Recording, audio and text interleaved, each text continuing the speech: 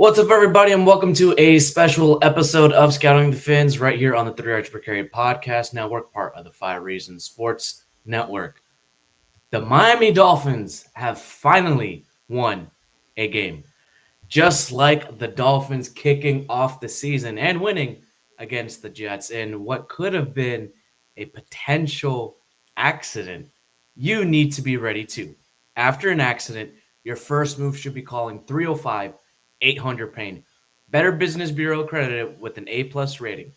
Your car accident personal injury specialist. Fast connection with trusted doctors and attorneys. Always ready to take your call 24/7. Again, 305 800 pain. 305 800 pain. Coach, Hey, Hassan. you're 1 Uh, 0 this week. yeah, you are, and you do have a favorable schedule coming up. But I think you and I both agree, never going to give a win back, never going to regret a win. But probably would have liked to win this a little better to be a little more encouraged about the future of the team. But there was good stuff in this game, but there's still a lot that needs to improve. Yeah. To what Tungwailo was saying, we can stack these wins in the win column. They're playing Carolina. They're playing the Chargers. They're playing Atlanta, Baltimore Ravens. I believe they're also playing the Cleveland Browns. Um, a little bit of consistency on the offensive side of the ball, but not necessarily what we wanted to see. Defensive side of the ball, there was just a lot left to be desired. Let's go ahead and talk about Tua, the offense and the passing game. Then we'll dig a little bit deeper into the running game. Um, Darren Waller read all all of the hate tweets from the initial signing to the offseason to the season where, he was out for a couple of games. People were questioning why he wasn't practicing, thinking that this was, another Odell Beckham Jr. situation, Will Fuller situation. Um, this was the Darren Waller game. He was the one that caught the 2 touchdowns. Tua found him. And I really do think that the Dolphins should be using him a little bit more, should be utilizing two tight end sets a little bit more, especially after at what looks to be like a season ending injury to Tyreek Hill. Yeah, I agree with that completely. Darren Waller definitely came out looking like he had something to prove, that he wanted to show that he was not like the other guys that we've brought in here. And it was fair for fans to question how that had gone. Trading for somebody that was retired last year, not playing, and then he comes in, gets injured, is not able to play for the first few weeks. Fans had every reason to be, kind of questioning that move. But watching Darren Waller tonight, you kind of saw what Mike McDaniel and what Frank Smith saw in bringing him in. He brings a new element to the offense, one that really wasn't even there with Jonnu Smith. That first touchdown that he caught going above the rim in the back of the end zone, like that's something that we really haven't had for a while. And he's not just limited to that. He's not just a Mike Gesicki in that regard. You saw him on the crossing route that he caught, and also the touchdown as well. Just he moves very well for a guy his size, and I'm excited to see what he can do in the offense moving forward. Excited to finally have that target that when we're in a key situation that Tua is able to throw it up to, right? That even in tight coverage, you have a chance at making a play, which didn't always feel that way in the past. Like you said, mentioning Tyreek, that waiting to hear how severe that is, but sure didn't look good. I think that is going to be an opportunity for Jalen Waddle to step up, and I think that he will do that. I don't have concerns about Jalen Waddle being able to fill in the Tyreek Hill role. It's what happens behind that. Does Malik Washington have the ability to step up and handle those increased targets that would have gone to Jalen Waddle and that type of thing? As far as Tua tonight, I thought he looked pretty good for the most part. Had a few that he missed. He was moving around pretty well in the pocket. Ran a couple times, took that one late hit with a forearm to the head that everybody holding their breath, but he pops up, he's smiling. So encouraged to see from that perspective. Offensive line was kind of hot and cold. There was definitely multiple times that there were quick pressures that were given up, but they really weren't amplified because Tua did not take sacks. He was able to avoid that pressure and make something out of it. But I think when we go back and we end up, I'm going to go back and grade the offensive line.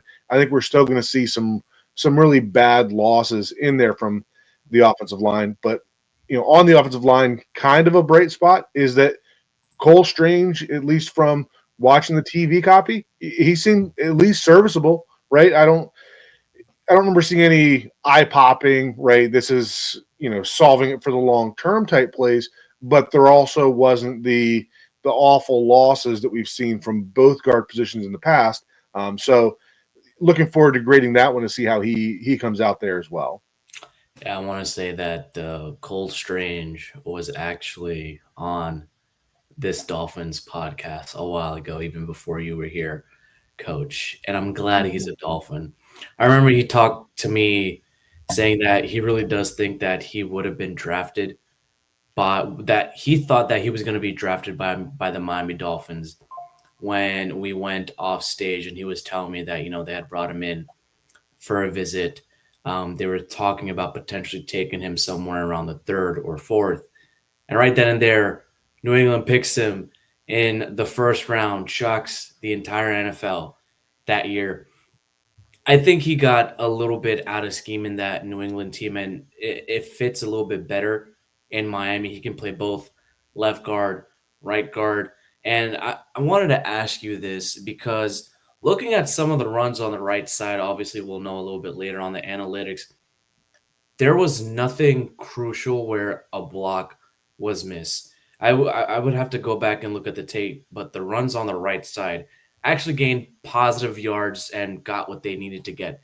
It was more so when they were running in between the tackles towards the left side of the ball, which technically the Dolphins should be better at because they have better run blockers on that side.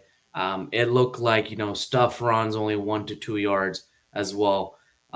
We talked about on the podcast in our preview show with the Jets that the Dolphins need to run a little bit inside more. They were the top team in terms of EPA and success rate. They did that. I felt like there was much more inside zone rather than the wide zones that we would usually see, except for some of the trick plays and handoffs to Malik Washington. I feel like the run game was good, but the passing game left a little bit more to be desired, especially after Tyreek Hill had left. It seemed as if that very last touchdown to Darren Waller, it was just run from there, and the passing offense could not just get going. Like they just stalled, and it was very disappointing to see. Even with all those Jets penalties, the Dolphins should have never left the gas off the pedal. And good teams don't leave the gas off the pedal and continue to score. The Bills scored 30 on them. The Steelers scored, I believe, 27, 28 ish. If the Dolphins were a good team, they would have put up a 40 burger. And that's what really concerns me about this offense. 4 years in, you know what your offense look like.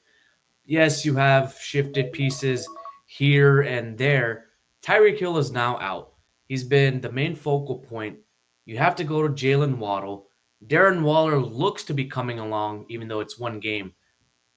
On the running game side, you're still running a lot of Devon Achane. I don't know what's going on with Ollie Gordon, what happened this game, but he wasn't on the field a lot on those, second and shorts, third and shorts.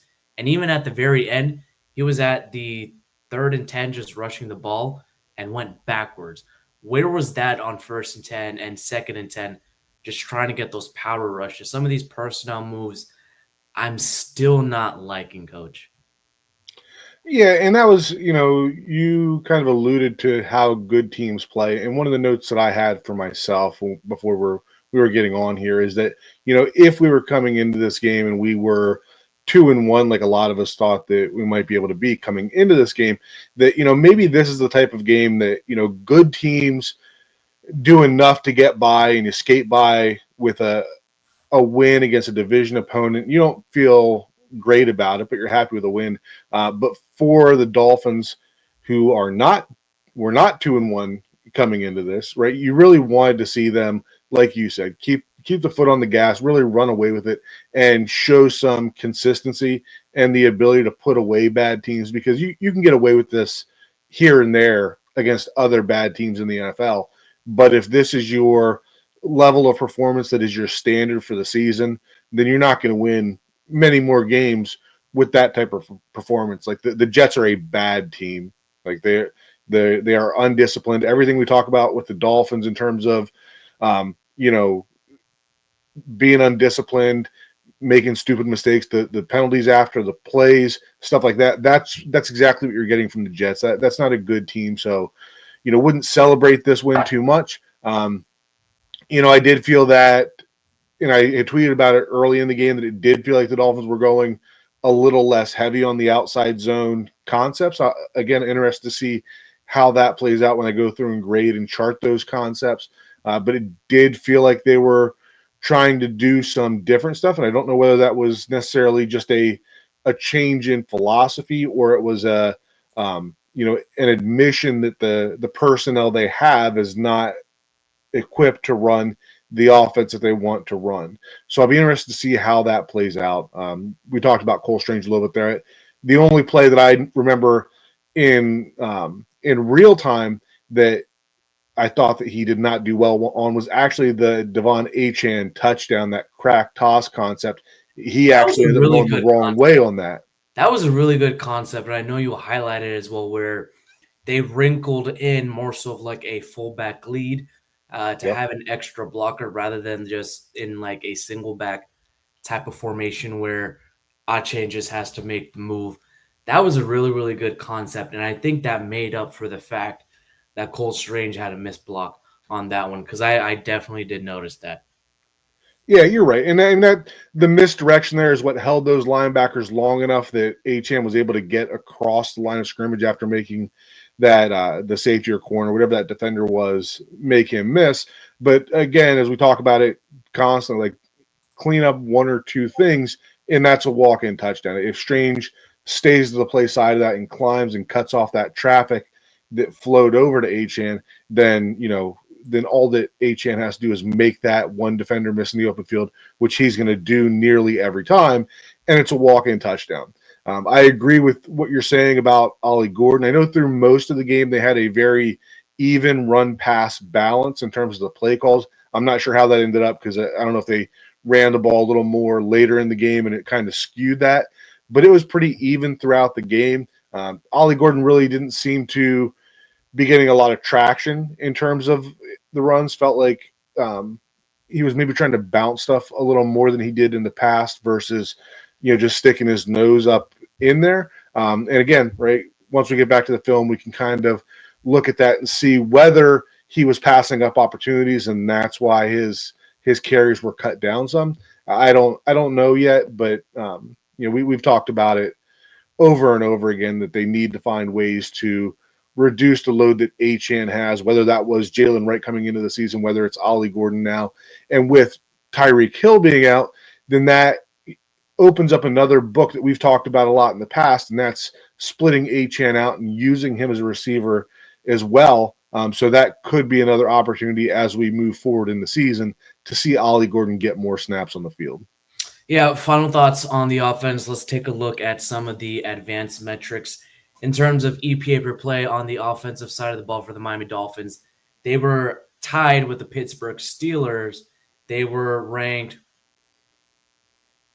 tied seventh out of 32 teams in EPA per play. In terms of passing success, they were 15th, middle of the pack with a 48% success rate.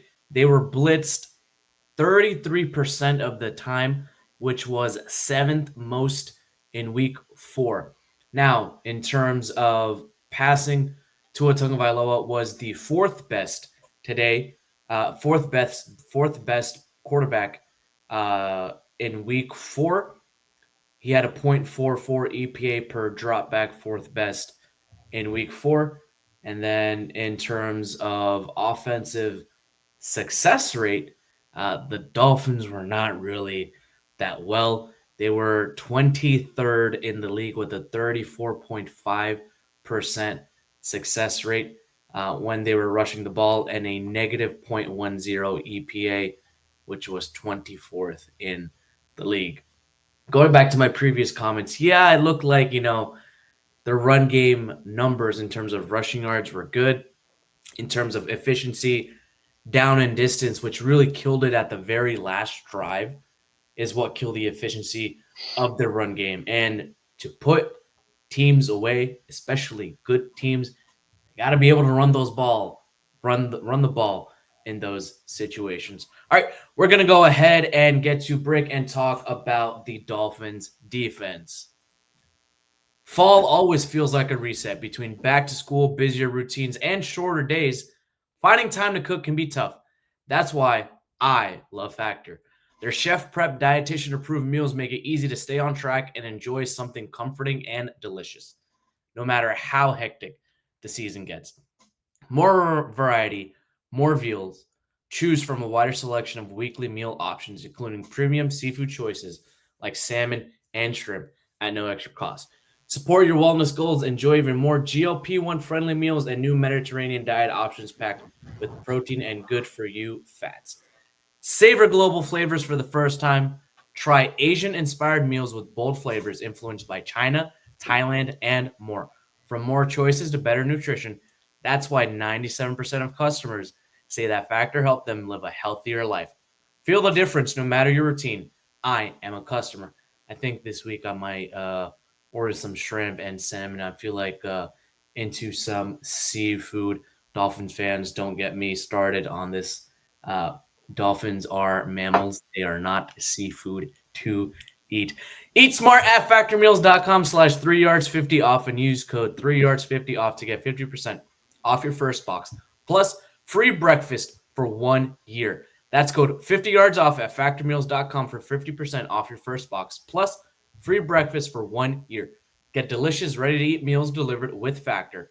Offer only valid for new Factor customers with code and qualifying auto renewal subscription purchases. All right, football season is in full swing, and Underdog is the best place to get in all the action. Playing Underdog is really, really easy.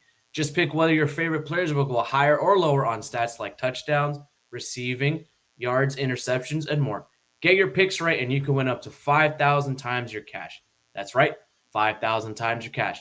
Download the app today. Sign up with promo code 3yards to score $100 in bonus funds or entries when you play your first $5. That's promo code 3yards. Underdog, make picks, win money. Be 18 plus, 19 plus in Alabama and Nebraska, 19 plus in Colorado for some games, 21 plus in Arizona, Massachusetts, and Virginia, and present in a state where Underdog Fantasy operates. Terms apply. See assets.underdogfantasy.com/web/play and get terms _DFS_.html for details. Offer not valid in Maryland, Michigan, New Jersey, Ohio, and Pennsylvania. Concerned with your play? Call 1-800-GAMBLER or visit ncpgambling.org. In New York, call the 24/7 Hope line at 1-877-8-HOPE-NY or text HOPE-NY 467-369. Must be 18 plus, 19 plus in Alabama and Nebraska, 19 plus in Colorado for some. All right, and we are back. Coach, this Dolphins defense, 66% of the time, opposing offenses are able to score. Yeah, I mean that's the important stat, right? That they're scoring way too often against this defense. Probably should have scored even more than they did tonight. You look at that opening drive, and I think that it was 10 runs to 1 pass, and they're able to drive pretty much the entire field and should have scored if not for the Jack Jones peanut punch at the goal line to save that, right? That you don't usually say that a play at the beginning of a game really changes the outcome of the game, but that really feels like that was a play that changed the momentum of the game early. And after that, it really didn't feel like either team regained it. But that was one there that felt like if the Jets had been able to punch that in, he'd been able to. I think that was going to tie it up at 7. Feels like it could have been a much different game. This defense has to figure out how to stop the run. That was supposed to be the calling card of this defense. You bring in a Kenneth Grant, you bring in a Jordan Phillips. You're supposed to be able to stop the run, and you're supposed to be able to stop the run so you can get to those 3rd and long situations where you can unleash those pass rushers, and that has not happened through 3 games. Through 4 games now. I don't know what the answer is there. At times, it feels like it's the defensive linemen that are getting washed out. At other times, it feels like it is the linebackers that are not filling and closing those lanes as well as they could. There's just a lot of different stuff going on there. Sometimes it's a cutback where a defensive back over pursues and is not in good position. So there's still just a lot of almost elementary things that are going wrong in terms of that run defense. It wasn't all bad. We saw some good things. Mobile quarterbacks, as always, were a problem for the Dolphins. We saw was that a 4th down play that was like 4th and 2, and they go with a rollout, and Anthony Weaver has the perfect defense called up for it, has the free rusher, and he's not able to get Justin Fields down. And then next thing you know, he's reversing field. We've got 2 linemen that are laying on the field because I guess they probably thought the play was over. And next thing you know, Justin Fields is running for a 40-yard touchdown. I thought that the pass rush overall was okay. Like they got Justin Fields off of his spot. They were able to put pressure on him. He did a pretty good job navigating that pressure. But I still feel like next week against the Panthers will be the real opportunity to display how strong that pass rush is. Was nice to see Chop Robinson get some quick wins off of the edge there as well. But overall, this defense has to improve. You have to find ways to get stops, and you have to find ways to stop the run to get into those passing situations to get to those stops.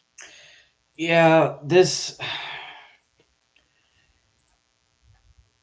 I've as much as I have been dogging on Anthony Weaver's defense, I thought about it last week where if you really think about it, the only holdover from last year's defensive players to this year is Zach Sealer and Jordan Brooks.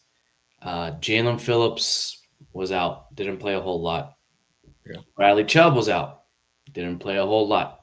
I forget about Chop Robinson. He's been kind of ghost this season. Yep. Cater Kohu was there. He's on IR during the offseason. First camp practice open to the public and the media, goes down with an injury. You have a brand new secondary. You have a brand new linebacking core besides Jordan Brooks, and pretty much a brand new defensive line.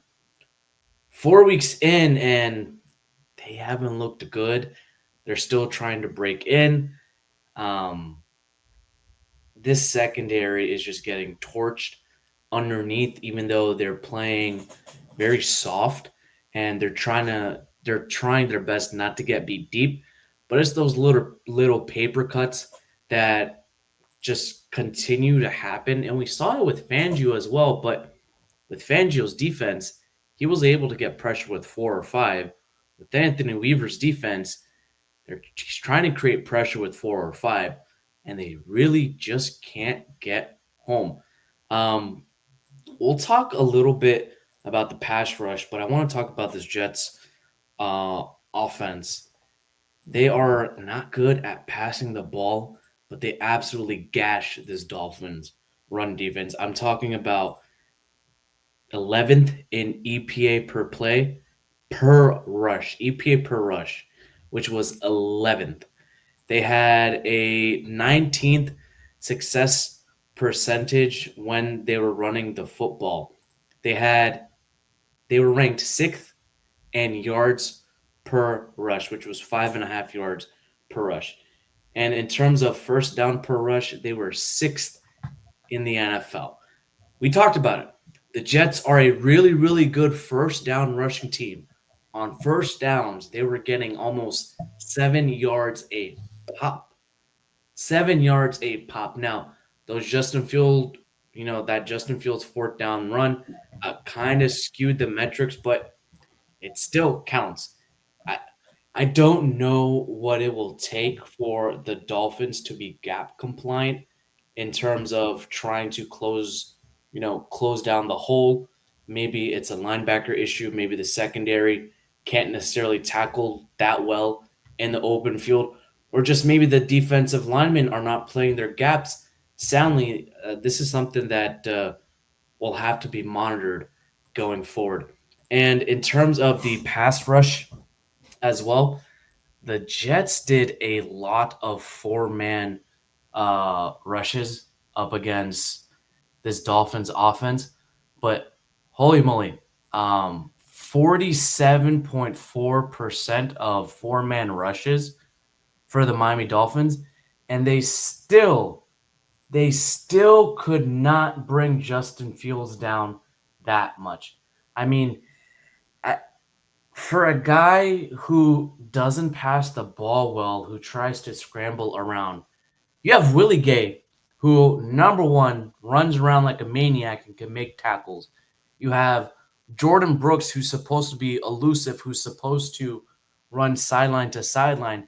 And I saw it in this game where he was slipping, he was missing tackles, and he wasn't the same elusive person. I think some of the personnel here for this Dolphins defense is not the right fit for Anthony Weaver and what he wants to run. Yeah, I think you're absolutely right. I think that Weaver, to an extent, is still trying to figure out what he can run. When we talk about you've mentioned how many new bodies there are on the defense. I guess you could throw Terrell Dodson in there being kind of a holdover, getting here halfway through the season last year, but there's just not a lot of returning pieces. And when you have that, right, I know that for me personally, coming into this season, I was really excited about the continuity of bringing back the same offensive and defensive coordinators, but when you look at it from a defensive perspective, right, like you said, almost nobody is the same. So you kind of come into the season with a blank slate, not knowing how these guys are going to work together, what they do well, where they struggle.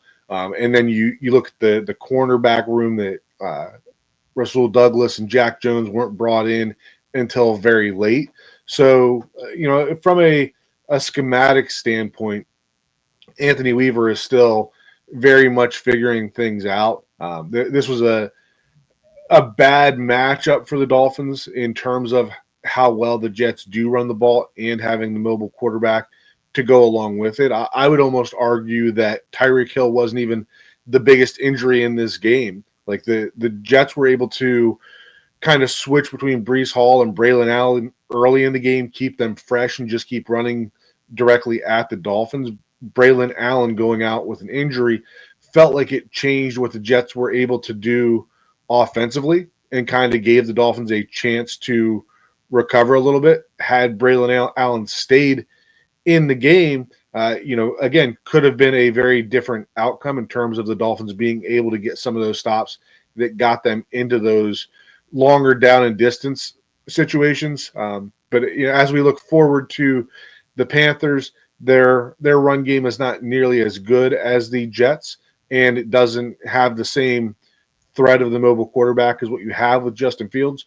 So this is, again, another opportunity, kind of a get-right game from that perspective, that if this defense is going to be at least competent, right? We don't need to talk about being a great defense, but a defense that you can work with, then this game against the Panthers that's coming up is going to be a huge one for them to show that they're able to shut down an offense that's not very good right now. Yeah, what's crazy to me is in this game, they ran 54% of four-man rushes, which was 29th in all of week 4, and they were 23rd in terms of success rate, just a 47% a 47% success rate.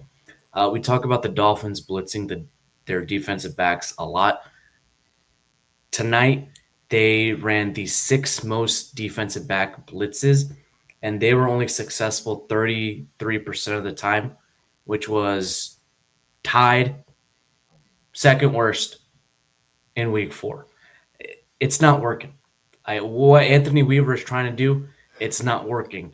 And the funniest thing is they ran the third most drop 8 tonight in week 4 with 29% of their plays where 8 defenders were being dropped, albeit maybe third downs, fourth downs, making sure Justin Fields couldn't pass the ball. But that's where they also got gashed in the run game. His defense has a lot of work to do, especially if the offense cannot get the ball moving and cannot score, unlike the last 2 games we saw. Yeah, I bet they lead the league in drop 11s though.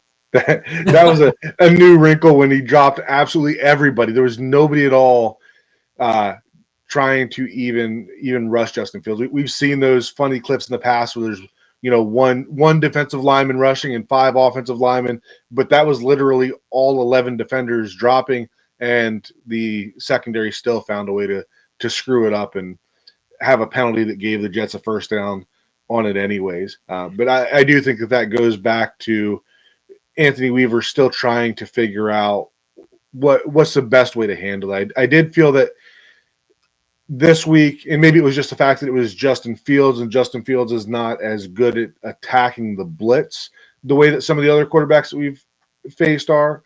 I felt like the secondary blitzes that Anthony Weaver ran this week were maybe not more effective in terms of creating a sack, but I did feel like the pressure that was created with those affected Justin Fields more than some of the ones we've had before. Like in the past, it felt like every time we sent a secondary blitz that the ball was out in 1.5 seconds and going directly to where that blitz was coming from.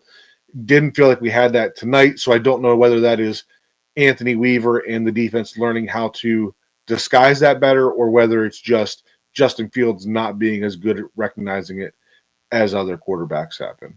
Yeah, I wanna end this with I was surprised, and don't kill me for this, when Tua ran, he was 100% perfectly fine. I think that was probably the biggest win coming out of this. Uh, the thing is, a lot of Dolphins fans hold their breath whenever Tua's running, and you heard it from Dan Orlovsky saying, "Thank goodness Tua Tagovailoa is okay after that." Um, but the other concerning thing for me is that if a quarterback gets hit like that, coach, as an offensive line guy, none of the offensive linemen went up to the defender and pounded the guy back onto the floor. Because if that's my quarterback getting hit, you best believe I'm defending him. What are your thoughts on that? Yeah, I agree with that. I mean, I don't think that the hit was um, that atrocious. I don't even think they flagged the right guy on it, to be honest. I thought that it was not the linebacker, that Maligoa, that they flagged. I thought it was the other defender coming in with the forearm that kind of hit Tua in the head. But yeah, it is a little alarming that when something like that happens, especially knowing the history of Tua, right, that you would think that the offensive linemen and the offense in general would be a little more protective in that sense. Maybe sometimes it's almost worth it to take an offsetting penalty there and let them know that you're not gonna tolerate that. But we didn't see it. I'm sure that if they did it, that Mike McDaniel would be pissed off at the offensive lineman for taking it away, because that was a third down that turned into a conversion as well because of the penalty. But yeah, I mean, I don't know. Would have liked to see a little more for the offensive line there, but considering how often we see Tua run, it's hard to put too much weight into it one way or the other. And we will end it off with this Tua Tagovailoa at the presser on Tyreek Hill getting injured and leaving the game? Yeah, I'd say first and foremost, and I know the guys been hearing me talk about it lately with them a lot earlier with how we've been having a lot of spiritual talks. But I want to thank my Lord and Savior Jesus Christ first and foremost. My thoughts are out to the guys that got hurt tonight. My thoughts and prayers are also with Reek. Uh, but it's a great feeling that we feel tonight. Obviously, when you win, that's in a way one of the best deodorants for what you could be going through. So I would say, we're enjoying it right now, but we just got to find a way to continue to stack those wins in the win column and continue to keep that going throughout the season. Yeah, Um, I kind of find those comments a bit interesting where he talks about a lot of the guys that are injured.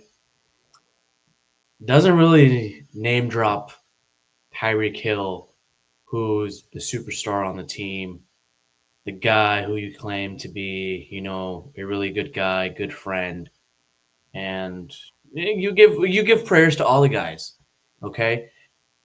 But not to Tyreek Hill. You don't name drop him.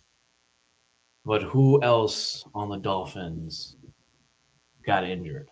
I'm just saying. I'm just saying.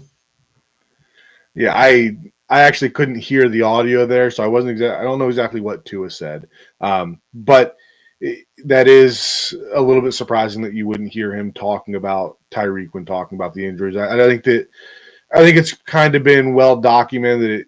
It seems like that relationship has been very strained. It seems like they've been trying to put on a good show for the public in terms of it, in the way that they're talking about that they were working on the relationship and stuff.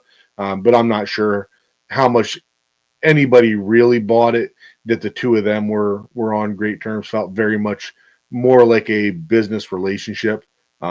So I wouldn't say that I'm too shocked if Tua wasn't saying too much about that.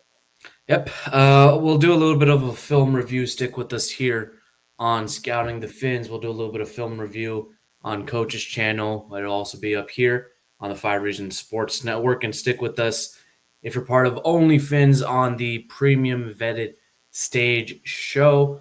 We'll talk about a little bit of some of the things that we did not talk about on this podcast, along with some film review. Coach, thank you so much for being on. The Dolphins are in the win column. As always, y'all, go Fins.